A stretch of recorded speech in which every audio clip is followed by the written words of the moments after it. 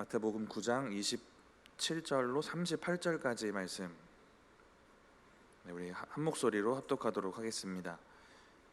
예수께서 거기에서 떠나가실새 두 맹인이 따라오며 소리질러 이르되 다윗의 자손이여 우리를 불쌍히 여기소서 하더니 예수께서 집에 들어가심에 맹인들이 그에게 나아오거늘 예수께서 이르시되 내가 능히 이 일을 할 줄을 믿느냐 대답하되 주여 그러하오이다 하니 이에 예수께서 그들의 눈을 만지시며 이르시되 너희 믿음대로 되라 하시니 그 눈들이 밝아진지라. 예수께서 엄히 경고하시되 삼가 아무에게도 알리지 말라 하셨으나 그들이 나가서 예수의 소문을 그 온 땅에 퍼뜨리니라.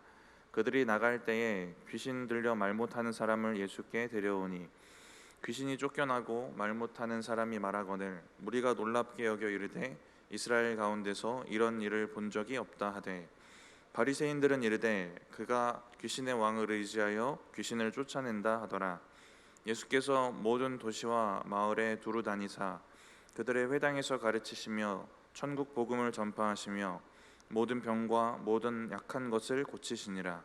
무리를 보시고 불쌍히 여기시니 이는 그들이 목자 없는 양과 같이 고생하며 기진함이라.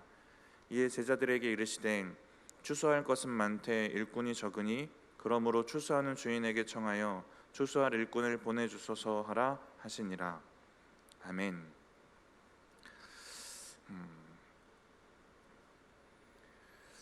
병고침의 기사들을 저희가 보고 있는데 저도 젊은데 한 30년 동안 아파오고 있는데 이 고통의 시간들을 지나면서 하나님이 고쳐주시는 신유도 경험했고요. 바울에게 하셨던 똑같은 응답을 받기도 했습니다. 이 고난들을 한 30년간 겪어오면서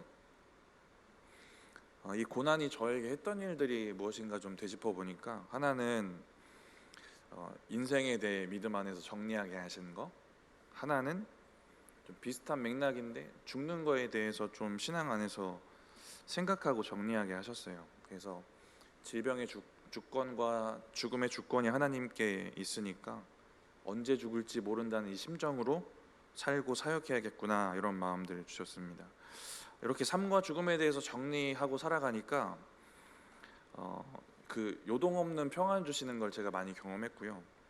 누군가 오래 밉지도 않고 싫지도 않고 그런 마음들 허락하셨던 기억이 있습니다. 그리고 또 한 가지는 오늘 본문에도 많이 드러나는데 또 한 가지 고난이 저에게 했던 일은 주님의 긍휼을 구할 수밖에 없도록 하셨던 일입니다. 가난한 마음으로 주님을 찾게 하세요. 최근에도 몸이 좀 안 좋은데 며칠이 지속되니까 이러다 사람이 정신이 나갈 수도 있겠구나 이 생각이 들더라고요. 막 어떻게 할 수 없는 상황이 자꾸 찾아오는 겁니다. 잠을 잘 수도 없고 안 잘 수도 없는 막 이게 진짜 이러다 미칠 수도 있겠구나 이 생각이 들더라고요. 그러다 보니까 너무 자연스럽게 주님 도와주세요, 살려주세요 하는 이 기도가 제 입술에서 나오는데 근데 이런 경험들을 제가 자주 하게 됩니다. 근데 또 부르면 힘 주시고 능력 주시고 불쌍히 여기신 하나님의 은혜를 또 경험하기도 하시고요. 우리 하나님이 우리를 불쌍히 여기시는 분이 맞습니다. 그래서 우리는 불쌍히 여김 받기 위해서 나가야 돼요. 저처럼 병든 사람도 그렇고 오늘 본문에 또 8, 9장에 그 병고침 당하는 사람들도 그렇고 또 영혼이 불쌍한 사람들도 너무 많습니다. 오늘 맹인에 대해서 나오는데 영의 눈이 감겨져서 자기가 죄인인지 영이 어떤지 못 보는 사람들도 참 많아요.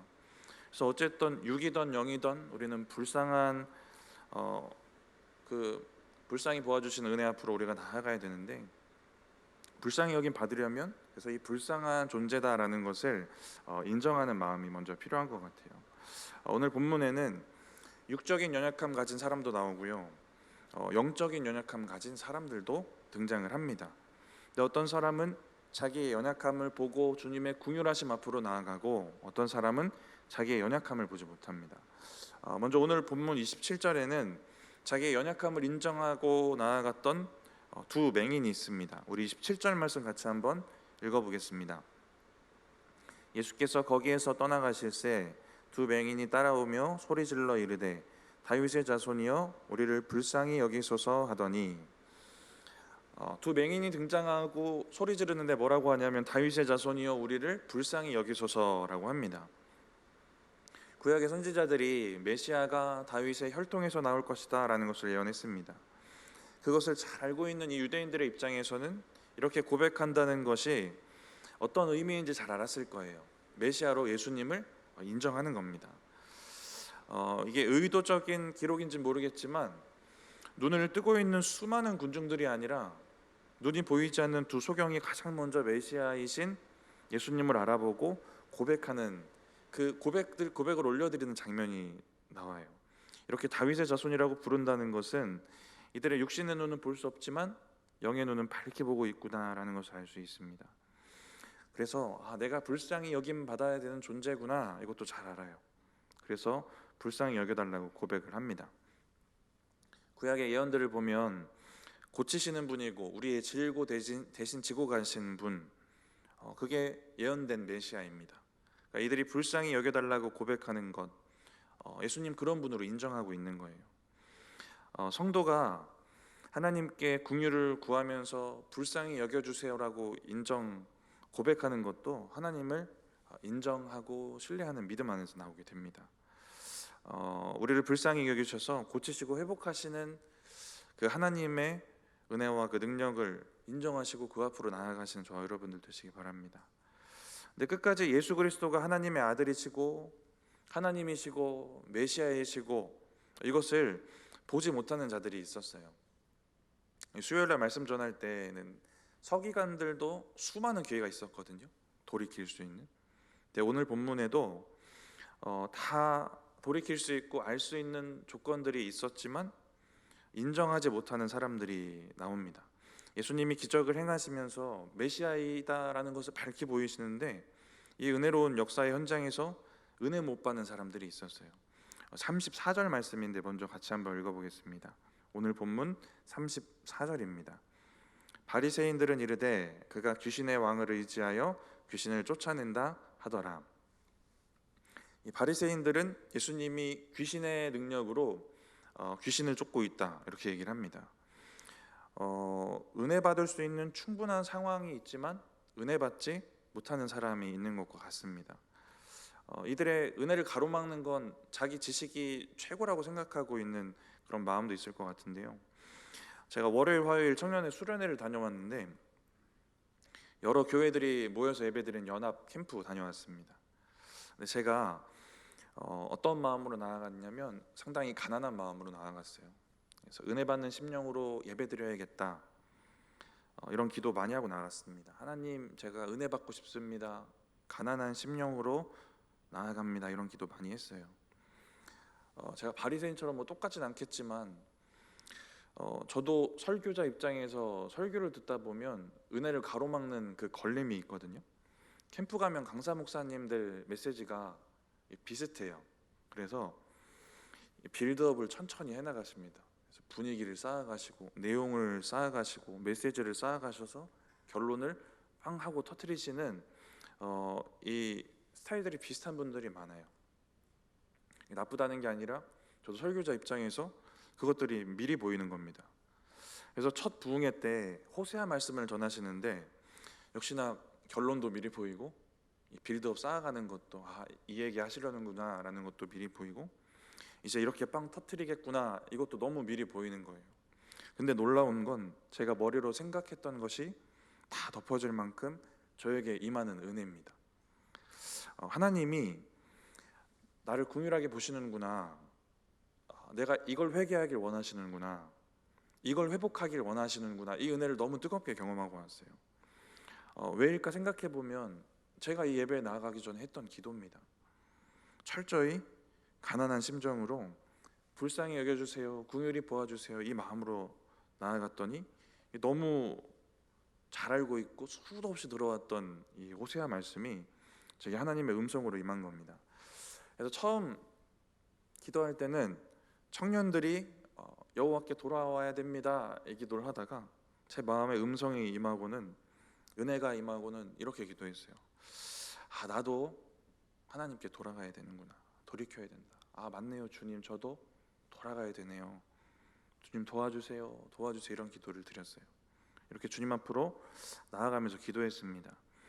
저도 설교자 입장에서 그렇지만 청중을 수십 년 하신 우리 성도님들도 가난한 심령을 잘 가지고 있지 않으면 은혜 받기 어려울 수도 있는 겁니다.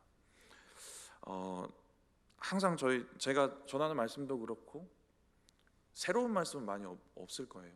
늘 들어오던 말씀, 알고 있는 말씀들입니다. 그것이 우리에게 진짜 말씀으로, 하나님 음성으로 들려지느냐 아니냐, 내가 은혜 받는 심령이냐 아니냐는 우리가 가난한 심령으로 긍휼을 구하며 가냐 아니냐, 이 문제인 것 같아요. 여러분의 영이나 육신이나, 그러니까 말씀드렸듯이 긍휼이 필요합니다. 불쌍한 존재가 맞아요. 그래서 이것을 인정하시고 그 은혜 앞으로 은혜 받는 심령으로 나아가신 저와 여러분들 되시기 바랍니다.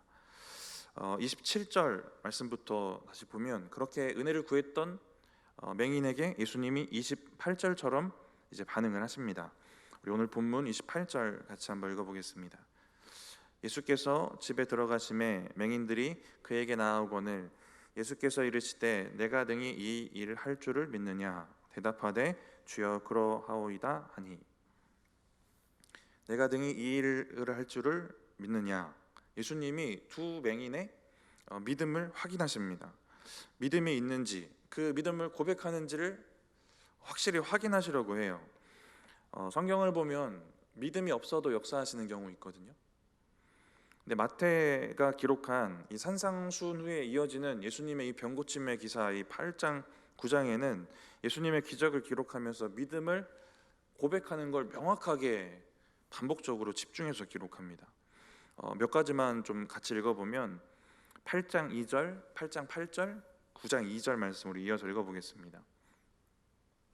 한 나병 환자가 나와 절하며 이르되 주여 원하시면 저를 깨끗하게 하실 수 있나이다 하거늘 백부장이 대답하여 이르되 주여 내 집에 들어오심을 나는 감당하지 못하겠사오니 다만 말씀으로만 하옵소서. 그러면 내 하인이 낫겠사옵나이다. 침상에 누운 중풍병자를 사람들이 데리고 오거늘 예수께서 그들의 믿음을 보시고 중풍병자에게 이르시되 작은 자야 안심하라 내 죄 사함을 받았느니라. 오늘 본문에 이 두 맹인도 이미 고백한 믿음도 있어요. 다윗의 자손 예수여라는 것도 믿음의 고백입니다. 주님께 나아간 것 자체도 믿음의 고백이에요. 이 병자들이 주님께 나아갔다, 이것도 믿음의 고백입니다. 질병은 부정한 걸로 여겨지던 시대니까요. 사람들 군중 속에 나아가서 이 질병을 가지고 나아가서 예수님께 간다는 자체가 믿음의 고백입니다. 그리고 예수님의 질문을 듣고 믿느냐 했을 때 고백한 믿음도 있어요. 주님은 고백되어지는 믿음을 원하십니다. 우리 읽었던 그 세 구절의 말씀에도 모양이 다 다른데 믿음의 고백을 원하십니다. 근데 우리가 믿음이 고백되어진다고 생각했을 때 기억할 것은, 우리 하나님이 뭔가 대단한 믿음을 고백해야 된다고 여기지 않는다는 것입니다.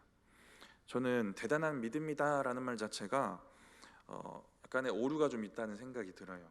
그 믿음도 하나님 주시는 거니까.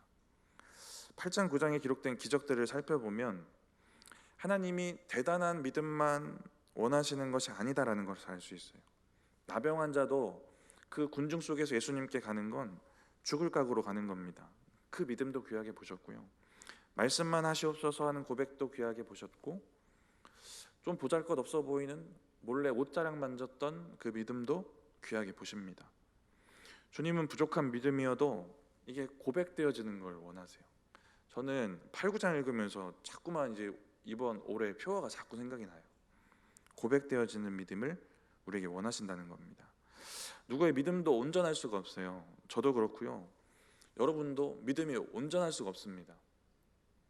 저는 온전합니다 하실 분 있을지 모르겠지만 온전할 수가 없어요. 말이 좀 이상할 수도 있겠지만 우리가 구원받고 죄 안 짓는 사람이 없습니다.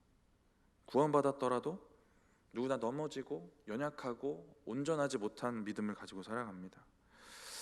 그래서 우리의 믿음이 어디까지, 어느 정도까지 이르렀든지 이 믿음을 가지고 고백하는 것이 중요한 겁니다. 수로보니게 여인 이야기 아시죠? 예수님이 개처럼 취급하세요. 수치스럽게 하시고 멸시하는 방법으로 그녀의 믿음의 고백을 듣고자 하십니다. 이렇게도 하시고 저렇게도 하셔서 믿음의 고백을 들으세요. 그냥도 내버려 두시기도 하시고. 예수님 왜 이러시는 것일까 보면 예수님이 그 믿음의 고백을 할 만한 존재다라는 것을 아시는 겁니다. 이 정도 고백할 수 있는 사람이다. 모든 것 아시는 주님이 우리의 믿음의 그 모양 정도도 아시는 겁니다. 그 사람의 믿음이 어느 정도인지 아시고 어느 정도 고백할 수 있겠구나라는 걸 아시는 거예요. 그래서 이런 말 들어보셨나 모르겠는데 하나님이 초신자 때 응답을 잘해 주신다. 들어보셨나요? 네. 하나님이 우리의 믿음의 정도를 아시고 믿음의 요구를 하시는 것이 맞다면 설득력 있는 말입니다. 성경을 예로 들어보면 홍해를 건널 때 이미 갈라진 바다와 마른 땅을 마련해 놓으시고 거기에 발걸음을 옮겼잖아요. 근데 요단강 건널 때는 이스라엘의 대표들이긴 했지만 그들이 물에 발 담갔을 때 길이 열립니다. 큰 차이가 있겠죠. 둘 다 무서웠을 것 같긴 한데요. 큰 차이가 있는 겁니다. 구원의 은혜를 갓 입은 백성들이 가지는 믿음과 이제 40년 방황하고 요단강 건널 때 믿음이 달라야 된다라고 하나님 여기시는 거예요. 40년간 성숙한 믿음이 있어야 된다라고 여기는 겁니다. 그리고 그에 따라 요구하시는 믿음이 다른 거예요. 하나님께서 고백받고 싶어 하시는 믿음이 그래서 사람마다 다른 겁니다. 누구는 요만큼 고백했는데 귀하게 보시고 누구는 이만큼 고백했는데 귀하게 보시기도 하시는 거예요. 우리가 고백하기를 원하시는 믿음이 다르다. 그래서 이 얘기를 전제 우리의 삶에 역사가 왜 없을까를 생각해 보면 하나님은 이만큼의 고백을 원하시는데 우리는 요만큼의 고백하는 게 아닐까도 돌아볼 수 있습니다. 마른 땅으로 이미 갈라놓은 바다만 건너고 싶은 마음이 우리 가운데 있을 수도 있는 거예요. 근데 우리가 대부분은 그럴 시기를 우리가 다 지났습니다. 아직 저는 연약하고 애기 신자고 초신자고 그렇습니다라면 모르겠지만 요단강에 물에 발 담그는 그 정도의 믿음, 중풍병자와 친구들처럼 지붕이라도 뜯어내는 그런 믿음의 고백들 원하시고 이걸 통해 역사하시는 겁니다. 지금 저와 성도님들의 믿음이 어떤 모양이든지 어쨌든 고백되어지는 게 중요하다. 우리가 얼마나 연약한 믿음 가졌는지도 주님이 아시고 우리의 믿음이 얼마나 온전치 못한지도 잘 아십니다. 그래도 그 부족한 믿음 가지고 그것을 고백하면 주목하시고 불쌍히 보아주신다 하는 것을 꼭 기억하시기 바랍니다. 29절 이어지는 말씀을 보면 도서경의 믿음의 고백을 들었습니다. 예수님이 그리고 말씀을 하세요. 우리 29절 같이 한번 읽어보겠습니다. 이에 예수께서 그들의 눈을 만지시며 이르시되 너희 믿음대로 되라 하시니 너희 믿음대로 되라. 예수님이 베푸신 기적인데 이 기적이 일어나도록 한 중요한 그 역할을 했던 것이 두 맹인의 믿음이다라는 것, 고백되는 믿음이 중요하다라는 걸 다시 한번 생각해 볼 수 있습니다. 올 한 해 잘 고백하면서 사셨으면 좋겠습니다. 믿음이 실제로 고백되어지고 그 고백을 통해 역사하시는 우리 하나님을 경험하시는 저 여러분들 되시기 바랍니다. 우리 30절 같이 한번 읽어보겠습니다. 그들이 눈을 뜨고요 예수님이 경고하시는 말씀이 주어집니다. 우리 30절 31절 읽어보겠습니다. 그 눈들이 밝아진지라 예수께서 엄히 경고하시되 삼가 아무에게도 알리지 말라 하셨으나 그들이 나가서 예수의 소문을 그 온 땅에 퍼뜨리니라. 아무에게도 알리지 말라 사용하신 단어를 보니까 심각하게 얘기하신 거예요. 엄히, 삼가 심각하게 말씀하셨는데 그 말을 지키지 못하죠. 그리고 28절 다시 한번 올라가서 보시면 이상한 장면이 있어요. 소경이 병 고쳐달라고 찾아왔으면 그 혈루증 여인처럼 지나가다가 잠깐 고쳐주시는 것처럼 잠깐 고쳐주시면 될 것 같은데 예수님이 안 해도 될 것만 같은 행동을 하나 하십니다. 뭐 하시냐면 집에 들어가시는 장면이 있어요. 28절에 바로 고쳐주시는 것 아니라 먼저 집에 들어가십니다. 예수님의 계획에는 아직 더 넓게 소문이 나면 안 되는 겁니다. 그래서 집에 들어가셔서 병을 고쳐주시고 또 30절에 이런 경고도 하시는데 이걸 지키지를 못하죠. 왜 엄히 경고했을까 생각해 보면 은혜 받으면 누구나 나타나는 증상이 있거든요. 네, 전하고 싶은 겁니다. 근데 이들도 전하고 싶어 하겠구나, 전하지 않고는 견딜 수 없는 마음이 있겠구나라는 것, 이 상태를 예상하셨기 때문인 것 같아요. 네, 결과적으로도 소경이 불순종하고요. 생각해 보는 건 은혜를 입은 후의 삶도 참 중요한 겁니다. 전하지 않고는 견딜 수 없는 그런 은혜, 이런 은혜도 너무 중요하고, 그리고 하나님의 뜻을 분별하는 지혜도 필요한 겁니다. 저와 여러분이 은혜 받고 살아갈 텐데요, 그 은혜 앞에서 이렇게 성숙한 모습이었으면 좋겠습니다. 이어서 32절을 보시면 새로운 질병을 가진 사람들이 나오게 됩니다. 우리 32절 같이 한번 읽어보겠습니다. 그들이 나갈 때에 귀신 들려 말 못하는 사람을 예수께 데려오니. 그들이 나갈 때라고 하는데, 여기서의 그들은 앞에 눈을 뜨게 된 두 맹인이었던 사람들입니다. 그리고 이어지는 얘기가 귀신 들려 말 못하는 사람을 데려왔다. 그러니까 이 글이 어떻게 읽혀지냐면 마치 그 두 맹인이 귀신 들려 말 못하는 사람을 데려온 것처럼 읽혀져요. 그렇죠? 네. 저만 그런 건 아니죠? 다 그렇게 읽혀지시죠? 네, 그렇게 읽혀집니다. 네, 제가 국어를 못해서 그런지 저는 그렇게 읽혀져요. 근데 원문을 보면 또 여러 번역들을 확인해 보면 말 못하는 사람을 예수께 데려온 사람들은 또 다른 사람들이거든요. 그래서 다른 번역 중에 하나 읽어드리면, 그들이 떠나간 뒤에 그 맹인이었던 사람들이 떠나가고 귀신 들려 말 못하는 한 사람을 사람들이 예수께 데려왔다. 네, 이들을 데려왔던 또 다른 무리들, 사람들이 있었던 겁니다. 이 해석이 조금 예민하고 중요한 이유는 뭐냐면, 예수님이 그래도 두 맹인이 소문을 냈고 그래서 데려온 누군가를 고쳐주셨다. 이게 뭔가 앞에 보여주셨던, 엄히 경고하셨던 예수님이랑 또 그 뒤에 보여지는 그 두 맹인에게 보이신 태도가 뭔가 다르다라고 느낄 수도 있거든요, 이렇게 해석하지 않으면. 그리고 말 못하는 사람을 또 데려온 또 다른 어떤 사람들이 있었다는 것은 앞서 나눈 것처럼 또 그들의 믿음의 고백이 또 누군가의 질병을 고쳐주시는 역사로 이어졌구나라는 것을 다시 한번 확인할 수 있습니다. 그래서 33절에 예수님이 귀신을 쫓으셨고요, 말 못했던 사람이 말을 하게 됩니다.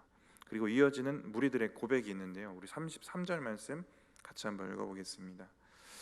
귀신이 쫓겨나고 말 못하는 사람이 말하거늘 우리가 놀랍게 여겨 이르되 이스라엘 가운데서 이런 일을 본 적이 없다 하되.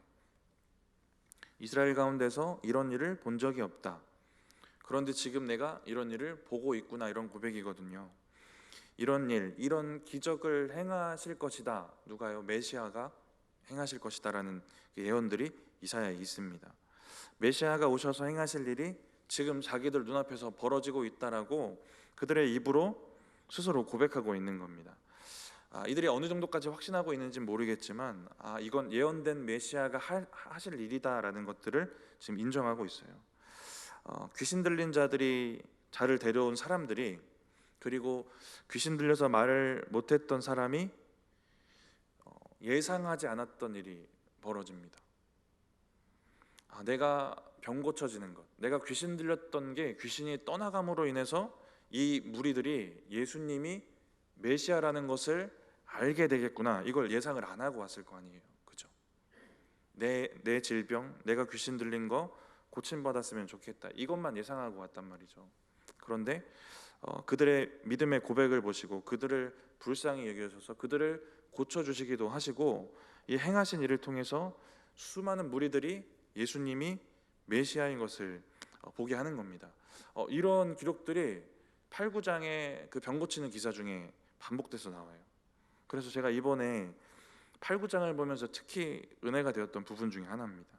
주님이 우리의 인생을 불쌍히 여기셔서 우리의 인생에 역사하시는데, 그냥 우리의 인생만 고쳐주시고 불쌍히 여겨주시는 게 아니라 우리가 생각지도 못한 하나님의 나라를 세워가는 일에 우리를 불쌍히 여겨주시고 고쳐주셨던 그 사건이 사용될 수 있다는 사실입니다.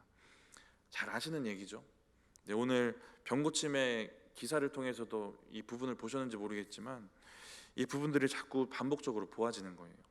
불쌍히 여김받고 긍휼함 받아서 내 인생 내가 살고 내가 누리고 하는 것으로 끝이 아니라 이 고난을 통해 뜻하신 하나님의 뜻이 있고 이뤄가신 하나님의 역사가 있고 세워가실 하나님의 나라가 있다는 것을 알게 되는 겁니다. 우리가 여기까지 바라볼 수 있는 믿음이 있으면 그래도 조금 더 성숙한 믿음 아니겠습니까? 35절부터 마지막 절까지는 이제 예수님의 갈릴리 사역의 요약입니다. 이렇게 8, 9장 단락이 이제 마무리가 돼요. 우리 35절 먼저 같이 한번 읽어보겠습니다. 예수께서 모든 도시와 마을에 두루 다니사 그들의 회당에서 가르치시며 천국 복음을 전파하시며 모든 병과 모든 약한 것을 고치시니라. 천국 복음을 가르치시고 전파하시고 이것을 확증하시려고 기적을 베푸십니다.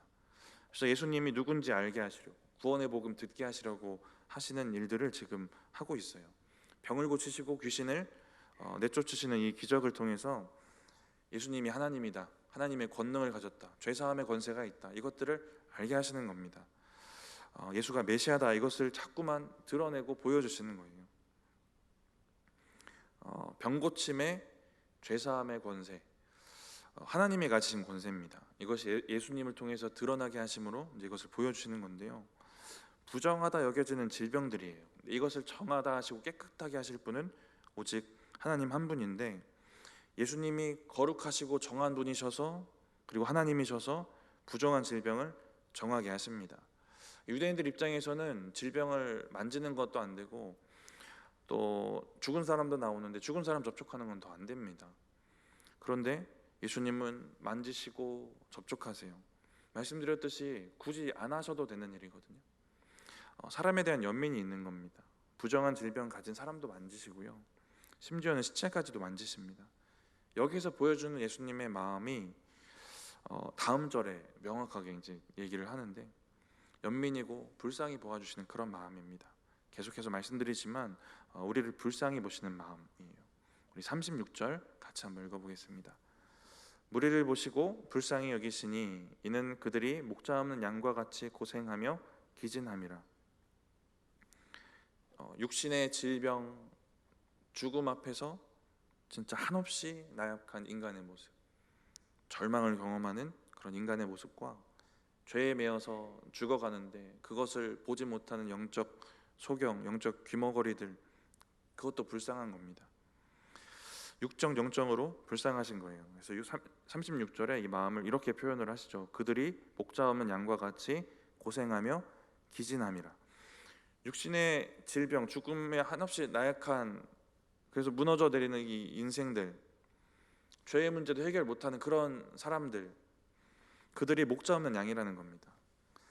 돌려 말하면 목자에게 가면 해결이 되는데 목자가 없어서 그동안 이렇게 그 고통 그대로 가지고 그 인생들을 불쌍하게 살아왔다라는 것을 예수님이 공감해 주시고 계신 겁니다. 목자에게 가면 해결이 되는데 목자가 없는 양같이 목자에게 가지 못해서 그 고통 그대로 가지고 살았던 인생들을 불쌍히 보시는 겁니다. 목자가 필요해서 모여든 군중들을 보실 때도 그랬고, 병자 만나실 때도 그랬고, 서기관과 바리새인 볼 때도 그러지 않으셨을까 하는 생각도 들어요. 그래서 36절을 이 마음을 잘 첨가해서 이제 번역해 놓은 번역이 있거든요. 제가 엄청 좋아하는 번역은 아니에요. 사람의 생각이 좀 포함된 번역 같기도 한데 이 마음이 너무 잘 표현되어 있거든요. 제가 PPT로 만들어 왔는데 한번 같이 읽어볼까요? 현대어 성경 번역입니다. 같이 한번 읽어보겠습니다. 또 모여든 군중을 보시며 목자 없는 양처럼 불쌍히 여기셨다. 그들이 가지고 있는 문제는 너무나도 큰데 그들은 그것을 어떻게 해야 할지, 어디에 가서 도움을 받아야 할지도 모르는 가엾은 백성들이었기 때문이었다. 이 마음으로 공감하시고 불쌍히 여겨주시는 것입니다. 다시 한번 말씀드리고 싶은 건, 우리를 불쌍히 여기시는 주님 앞에 나를 불쌍히 여겨주시옵소서 하며 나아가시기 바랍니다. 말씀드렸지만 온전한 믿음이 없습니다. 죽을 때까지 그냥 온전한 믿음을 향해 가는 과정만 있는 겁니다. 그러니까 믿음이 없어도 그 믿음을 고백하시고 긍휼을 구하시면서 주님께 가시기 바랍니다. 마가복음 9장에 보면 간지를 앓고 있는 아들을 데려온 그 아버지의 이야기 잘 아실 텐데요. 먼저는 제자들 만나는데 제자들이 못 고치죠. 그래서 예수님께 나아가서 이렇게 말합니다. 무엇을 하실 수 있거든 불쌍히 여기사 도와주옵소서, 이렇게 얘기를 해요. 그랬더니 예수님이 이 아버지에게 이렇게 말씀을 하세요. 마가복음 9장 23절인데 같이 한번 읽어보겠습니다. 예수께서 이르시되 할 수 있거든이 무슨 말이냐, 믿는 자에게는 능히 하지 못할 일이 없느니라 하시니. 아버지가 이렇게 대답하는데 우리 마가복음 9장 24절 이어서 읽어보겠습니다. 곧 그 아이의 아버지가 소리를 질러 이르되 내가 믿나이다, 나의 믿음 없는 것을 도와주소서 하더라. 24절이 그동안 어떻게 읽히셨는지 모르겠지만 이것도 잘 읽어보면, 제가 요즘 성경 공부하다가 국어 공부를 다시 해야 되나 이 생각을 하게 되는데 이게 좀 이상하거든요. 왜냐하면 내가 믿나이다 했다가 나의 믿음이 없는 것을 도와주소서라고 해요.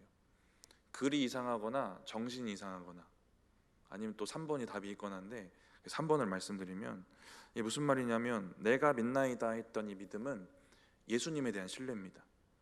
예수님은 믿어요.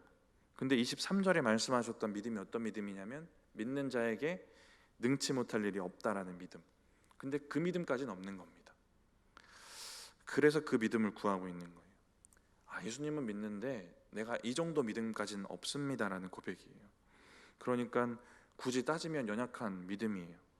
근데 중요한 게 뭐냐면 그 부족한 믿음을 예수님이 불쌍히 보아주셨다라는 겁니다. 중요한 건 이 아버지가 예수님께 계속 가고 있다 이겁니다. 제가 8, 9장의 기적들을 보면서 깊이 은혜가 되었던 게 또 이거거든요. 기적의 주인공들이 모두 제각각의 믿음이 있고요, 그 믿음이 부족해 보이고 온전치 못한 믿음도 보여집니다. 근데 동일하게 가지고 있는 믿음이 하나 있어요. 뭐냐면 내가 예수께 가면 되겠구나, 예수께로 가자, 주님께 가면 된다, 이 믿음이 다 있어요. 그들이 가지고 있는 믿음은 다 다르거든요. 모양도 다르고 수준도 다릅니다. 이 간지를 앓고 있는 아버지와 같은 진짜 연약한 믿음도 있고, 좋은 믿음처럼 보여지는 사람도 있어요.